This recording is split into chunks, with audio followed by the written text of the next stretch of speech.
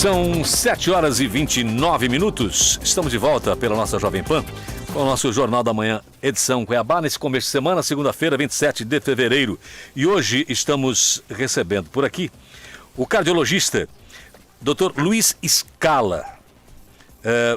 Bom dia, Luiz. Tudo bem, querido? Como vai? Prazer em recebê-lo aqui no Jornal da Manhã, edição Cuiabá. Bom dia, Paulo. Eu que agradeço o convite e a honra de poder conversar e falar alguns assuntos sobre essa epidemia de doença cardiovascular que nós estamos vivenciando atualmente. Agradeço o convite.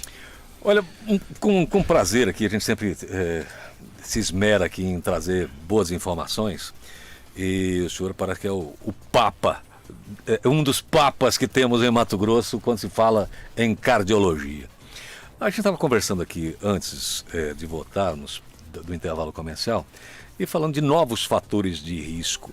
Eu fiquei bastante impressionado com o pouquinho que o senhor falou aqui, porque o tempo foi pequeno para a gente falar aqui, de novos fatores de risco para problemas cardíacos graves. E eu confesso que me impressionei e achei fantástica a ideia da questão da vestimenta. Eu queria que o senhor explicasse melhor, por favor. Exato, veja. Em primeiro lugar, vamos falar dos fatores de risco clássicos que todos nós, toda a população conhece. A hipertensão, a obesidade, o diabetes, o colesterol aumentado, o estresse, ou seja, nós vivemos ao longo dos últimos 2,5 milhões de anos, o ser humano, que tinha que andar muito para obter o seu alimento. Depois ele começou a ficar mais sedentário na medida que foi descoberta a agricultura, portanto foram organizadas localidades, cidades, e nós fomos, portanto, chegando até os dias de hoje, principalmente nos últimos 70 anos, exatamente, em que o sedentarismo, o estresse, todos esses fatores de risco levam a uma descompensação, uma desadaptação do ser humano e, portanto, desenvolvem-se as doenças metabólicas. A própria hipertensão é considerada uma doença metabólica, o colesterol elevado, o diabetes, a obesidade e essa síndrome metabólica, que é uma das doenças, vamos dizer assim, do conjunto de fatores de risco pouco conhecidos. Então, esses fatores de risco clássico, nós temos que somar a novos fatores de risco que foram incorporados e que são de menor conhecimento da população. Por exemplo, a queima de mata, de biomassa, faz com que essas partículas finas de 10 a 30 micras vai lá para cima, inclusive para a troposfera, e pode andar até 300 quilômetros de uma cidade para outra. Essas partículas são inaladas pelo ser humano, passa pelo pulmão, portanto os capilares pulmonares, não é? Vai para os alvéolos e daí vai para a circulação, podendo instabilizar placas. Nós temos aqui em Mato Grosso, no nosso Instituto de Saúde Coletiva, onde eu orientei durante 25 anos essas teses de pós-graduação, podem instabilizar placas e levar a infarto. Então, poluição pode matar de infarto. Segundo ponto, o indivíduo é obeso, sim. Se o homem tem mais de 94 de cintura, não é? A circunferência abdominal, e se a mulher tem mais de 80, é considerada uma pessoa já de risco aumentado. Então, aí também se o pescoço, se o indivíduo compra uma camisa com um colarinho de 44 centímetros ou mais, também é um indivíduo de risco, que se traduz uma distribuição da adiposidade da gordura, não só no pescoço como no abdômen, não é? A distribuição da adiposidade abdominal. Então, eu escrevi junto com o professor Décio Mion, da USP, não é? do Hospital das Clínicas, que por acaso é o pai do Mion, que faz o programa no sábado à tarde. Nós escrevemos artigos para revistas internacionais, inclusive portuguesa e inglesa, 2 circunferências, 2 fatores de risco. Então, seria interessante, e nós defendemos isso, que as camisas e as calças tivessem, quando o indivíduo está comprando uma calça com mais de 94 de cintura, homem, uma mulher com mais de 80, uma etiqueta dizendo que aquele, portanto, indivíduo, aquela cintura, aquele pescoço é um risco cardiovascular aumentado. Então, existem outros fatores de risco pouco conhecidos, como a própria doença periodontal. Portanto, o indivíduo ele vai para uma UTI, por exemplo, ele vai ser entubado, então aquelas bactérias vão para o pulmão.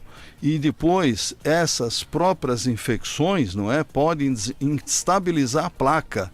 Não é? Estou lembrando, o próprio herpes zoster, que são infecções, pode provocar infarto. Estou lembrando, por exemplo, que o político Leonel Brizola, ele teve uma pneumonia no final de semana e depois de 2 dias ele infartou.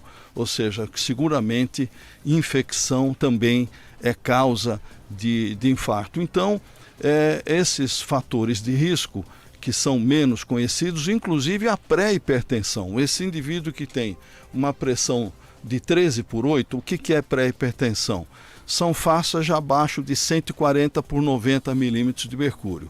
De 120 a 139 de máxima, da pressão arterial máxima, e de 80 a 89, ou seja, aquele indivíduo que tem uma pressão normal, porém normal alta, quase hipertenso. Esse indivíduo, ele vai se tornar hipertenso. Nós fizemos um trabalho aqui em Cuiabá, toda a cidade, portanto, um trabalho epidemiológico de abrangência populacional, e mostramos que em 10 anos, 86% dos pré-hipertensos vão se tornar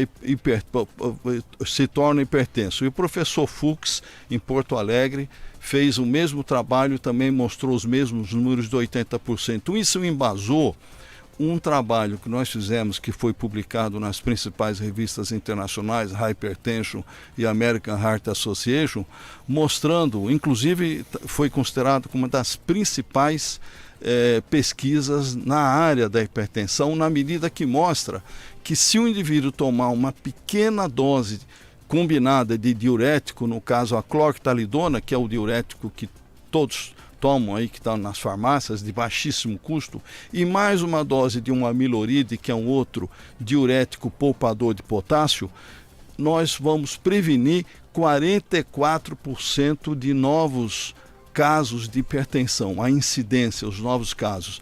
Então, pré-hipertensão, circunferência do pescoço aumentada, do abdômen, circunferência abdominal aumentada, poluição ambiental, portanto, síndrome metabólica, que é o conjunto desses fatores de risco, e inclusive a apneia do sono, o indivíduo que ronca, que tem aqueles engasgos, então há uma deposição em geral quem ronca são as pessoas obesas, ou indivíduos que têm desvio do septo nasal, não necessariamente para ter apneia precisa ser obeso, mas que tenha a desvio do septo nasal, isso vai dar apneia do sono. A apneia do sono vai fazer com que esses músculos aqui da faringe, né, portanto na parede posterior aqui, já da faringe, eles se colapsam, para de ventilar as vias aéreas superiores, o indivíduo quase que acorda, isso é denominado um microdespertar, o sono é de uma qualidade insatisfatória, o indivíduo acorda depois com dor de cabeça, durante o dia ele tem sonolência e, pasme, a apneia do sono dá agressão do endotélio, da camada interna dos vasos, podendo também aumentar risco cardiovascular. E quem tem apneia do sono, tem trabalhos mostrando isso, pode dormir no volante e causar mais acidentes do que um indivíduo que está sob o efeito de bebida alcoólica. Fiquei com medo de ir para casa agora. Luiz, a gente passou por um período de pandemia e isso mexeu com... A Covid mexeu com muita coisa e não de regra geral para todos, né? Mexeu com o organismo, com o funcionamento do biotipo das pessoas de maneira diferente. 2 aspectos aí. Primeiro, a questão, que quando fala em hipertensão, parece que é masculino, né? É só homem que tem, que mulher não tem, etc. e tal. E segundo, se foi constatado ou não que quem teve Covid seria bom voltar ao seu cardiologista para ver se o medicamento, ele que toma já medicação para hipertensão, se está adequado, se não houve aí uma necessidade de repensar ou de recolocar ou colocar um medicamento diferente. Pois não. Exatamente. Muitas pessoas que eram normotensas, portanto pressão arterial normal, tanto pessoas do sexo feminino como do sexo masculino, podem se tornar hipertensas, não é, devido ao Covid. Por quê? Os receptores ECA2 que existem, não é, nas membranas das células, eles são exatamente os receptores onde vão se fixar os vírus, não é? Portanto, da Covid-19, que é o SARS-CoV-2, não é, que é essa modalidade do Covid-19. Então, o que acontece? E aí também são os receptores relacionados à hipertensão arterial. Então, o indivíduo ele pode se tornar hipertenso e, corroborando, confirmando essa sua afirmação, todo indivíduo que teve Covid, não é, a Covid, tem que fazer uma avaliação cardiovascular. Em primeiro lugar, o que ocorreu? Os indivíduos que ficaram naturalmente protegidos em casa, não é, devido ao isolamento, as doenças foram avançando, foi avançando o câncer, foi avançando a obesidade. A gente tem indivíduos que ganharam 10, 15 quilos ou mais, isso é muito conhecido porque pararam de fazer atividade física.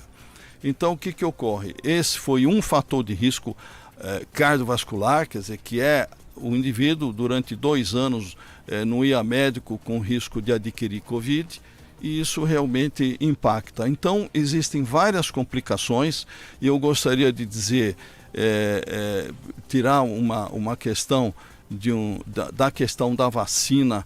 A vacina é muito segura, existem complicações mínimas, o risco de a gente ser beneficiado pela vacina é imenso, e o risco é muito mínimo do indivíduo adquirir uma complicação pela vacina. Então não se justifica esse temor pela vacina. Inclusive, até corroborando todos os cientistas, não é, da área que estudam isso, nós devemos portanto, reafirmar a importância das pessoas tomarem as doses de reforço, porque as doses de reforço, o que é reforço? É aumentar os anticorpos, que eles vão caindo ao longo do tempo. Portanto, é importante sim essa avaliação cardiovascular e que seja feita.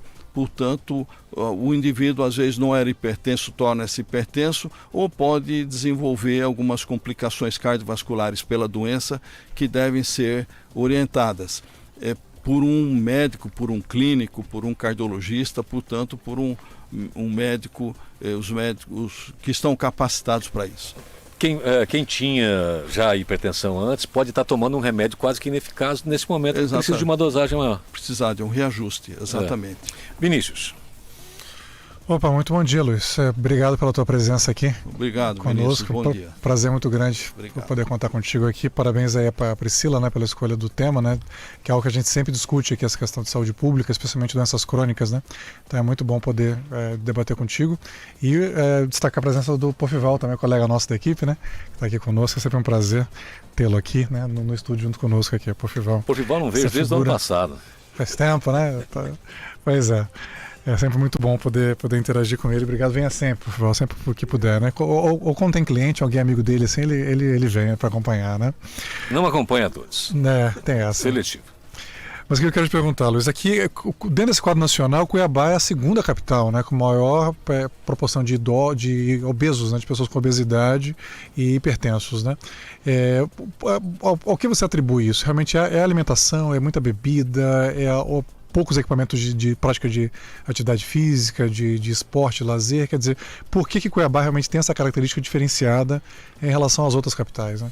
Veja, nós já fomos segundo lugar, isso nos Vigitel. Vigitel é um programa do Ministério da Saúde que faz vigilância dos fatores de risco por inquérito telefônico.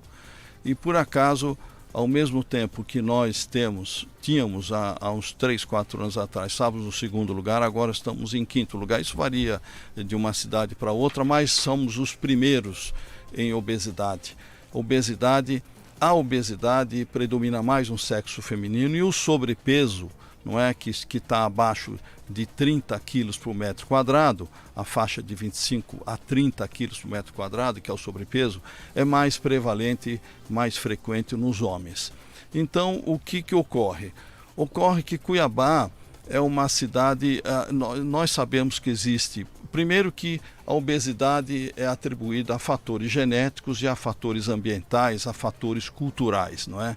Então existem, e também eu próprio já adianto que o próprio tratamento da obesidade tem que ser tratado de uma forma multiprofissional, multidisciplinar, com atividade física, com nutrição, com avaliação clínica, portanto, até com a mudança da avaliação comportamental. Quer dizer, se o indivíduo que come muito, se o indivíduo tem algumas vezes come por ansiedade, não é? Um indivíduo ansioso, existe uma explicação psicanalítica que ele voltaria a baixas idades, não é? Quando a criança que amamenta procura o seio da mãe, não é? E o adulto que não tem mais o seio da mãe, ele vai procurar a geladeira, não é? Então isso seria a explicação do por que a ansiedade leva a esse excesso de peso. Então aqui em Cuiabá, por acaso, nós temos também índices razoáveis, estamos em 8º lugar em nível nacional em relação à atividade física. Então, com certeza que existem fatores genéticos e existem fatores ambientais, fatores culturais. Hoje existe uma larga e grande ingestão de alimentos processados, não é? Alimentos que, portanto, têm alto teor de gordura, gordura trans, gorduras, portanto, e nós temos também, a própria Vigitel avalia o consumo de verduras, de hortaliças, isso é muito importante. Na verdade, é uma questão que tem que ser combatida de uma maneira mais ampla, inclusive também reduzindo o consumo de bebida alcoólica e até em nível governamental, controlando, não é, esses alimentos processados que deveriam sofrer uma maior fiscalização dos órgãos, portanto, dos governos. E tem a ver com a dieta, especialmente churrasco, né? Porque esses dias eu fui pedi um espetinho, né? Numa churrascaria, né? E aí pedi picanha, né? Aí veio, cada gordura que vinha eu ia tirando e deixando no outro pratinho, né? No final tinha um pratinho cheio de gordura, assim, né? Fiquei pensando, já pensou? Podia ter botado isso tudo aqui para dentro, né? Eu fui separando e joguei fora, né? Mas a maioria das pessoas come aquilo, né? Vai para a corrente sanguínea delas, vai acumulando, né? E aí? Explicação que as papilas gustativas, não é? Elas, portanto, vamos dizer, nós temos um prazer maior com gordura do que com uma folha de alface. Não é? A gente sabe a importância das pessoas fazerem 5 porções por dia de frutas. Isso é muito importante. A atividade física. Se o indivíduo quer manter a saúde, 30 minutos, 5 vezes por semana, 150 minutos. Se quer perder peso, de 45 a 60 minutos, também 5 vezes por semana. E para manter, depois que o indivíduo perde o peso, tem que ser de 60 a 90 minutos, 5 dias por semana. Então, atividade física, alimentação adequada com frutas, verduras, legumes, alimentos com redução exatamente das gorduras trans, não é? E das próprias gorduras. Nós temos aqui em Mato Grosso, por exemplo, na região de Barão de Melgaço, ainda tenho vários pacientes que cozinham, mais os antigos, com banha de porco, etc. Não é? Então a gente sabe que os hábitos culturais, isso influenciam bastante o comportamento das pessoas e, portanto, isso vai ter tradução no ganho de peso associado ao sedentarismo. Então, uma série de fatores de risco clássicos, conforme eu falei, e os fatores de risco, portanto, os novos fatores de risco. Quais são os não modificáveis? É o sexo, é a idade, não é, que não pode ser o patrimônio genético, nós não podemos mudar o que nós herdamos, e os modificáveis são exatamente isso. É o tabagismo, é o estresse, portanto, a alimentação inadequada, o consumo excessivo de sal. Já adianto que o que nós devemos de comer são 5 gramas de sal por dia. Não é, de cloreto de sódio. O que é isso? É o sal que cabe na tampa de uma caneta Bic. para a gente ter uma ideia, por dia. Então, se nós consumimos muito sal, não é? E os alimentos que têm mais sal são os alimentos processados, são os envidrados, por exemplo, deve-se preferir alimentos como, por exemplo, ervilha natural, milho natural, ao invés de envidrado, que isso conserva em sal, não é? Os enlatados, que também conservam sal, os embutidos, salame, mortadela, tudo isso tem muito sal. E, pasme, um pãozinho francês que tem 2 gramas de sal, Paulo. 2 gramas de sal, 2 pãezinhos franceses, 4 gramas, chegamos quase ao limite que portanto, recomendado de 5, 6 gramas de sal. E a população brasileira, o nosso hábito cultural, consome 11, 12 gramas de sal. E até adianto que a pressão, não é? Por que a pressão aumenta, a pressão arterial, a hipertensão aumenta com a idade? Porque o rim precisa de uma certa cabeça de pressão, de um certo nível de pressão, para eliminar sal. E com o passar dos anos, os indivíduos idosos reduz a capacidade do rim excretar sal. E é por isso, então, que vai aumentando a prevalência, o número de hipertensos, na tentativa de eliminar sal. Se, portanto, o indivíduo continua comendo sal de uma maneira inadequada, a pressão arterial vai aumentar, e a pressão arterial aumentada lesa o interior, a intimidade dos vasos, e aí que é o estímulo para se formar a placa, o vaso começa a entupir, e até que um dia um trombo vermelho entope o vaso que já tem uma placa, e isso é exatamente o pior dos desfechos, que é o infarto do miocárdio. Ô, 7h51, Luiz, eu devo confessar aqui que naquela tabela que o senhor acabou de relatar aí dos exercícios semanais, etc e tal, eu acho que eu vou começar a despedir dos parentes hoje.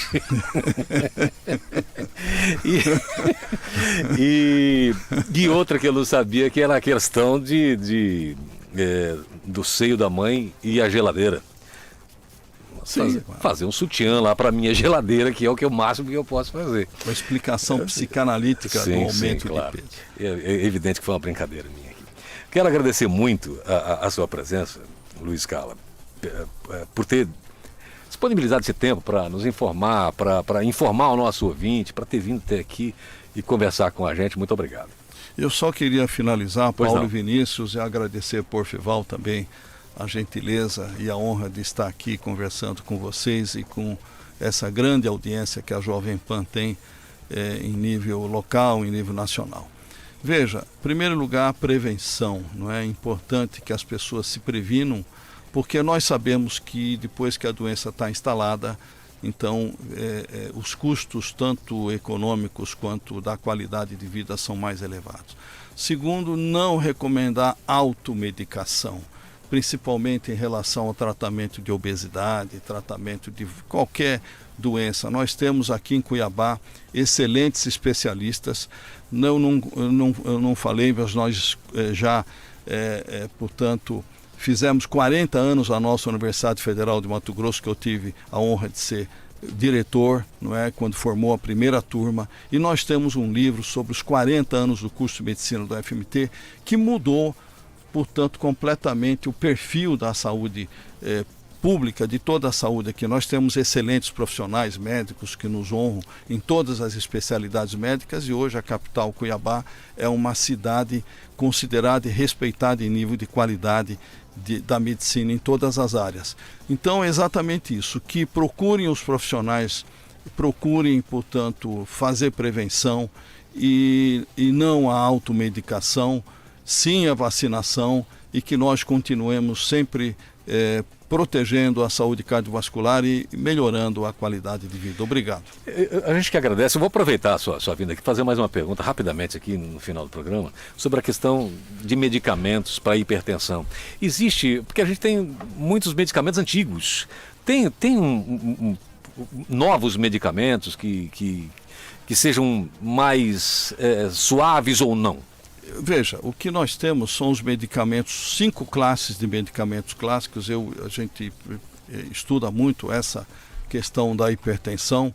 Inclusive, há uma proposta de se trazer o Congresso de Hipertensão Brasileiro de Hipertensão aqui para Cuiabá, Nós fomos convidados, inclusive, para presidir esse ano. Estamos ainda em negociação com São Paulo, não é? Para trazer o brasileiro de hipertensão. Então nós temos 5 classes. Os diuréticos, que são clássicos e são primeira linha. Os inibidores de ECA, que são os enalapril, os captopril, etc. E outros até mais modernos que o captopril. Nós temos os bloqueadores de cálcio, que são remédios bastante potentes também. E temos vários tipos de diuréticos e medicamentos, portanto, que são bastante seguros, não é? Vasodilatadores, e temos simpaticolíticos de ação central, mas os medicamentos de primeira linha realmente são clássicos. Então nós temos uma grande disponibilidade de medicamentos, inclusive genéricos a baixo custo, inclusive medicamentos que estão disponíveis na farmácia popular. Então eu acho que os medicamentos são seguros e realmente nós temos resultados bastante, desde que o indivíduo tome, resultados bastante favoráveis, desde que o indivíduo tenha acesso ao medicamento e tome de maneira adequada.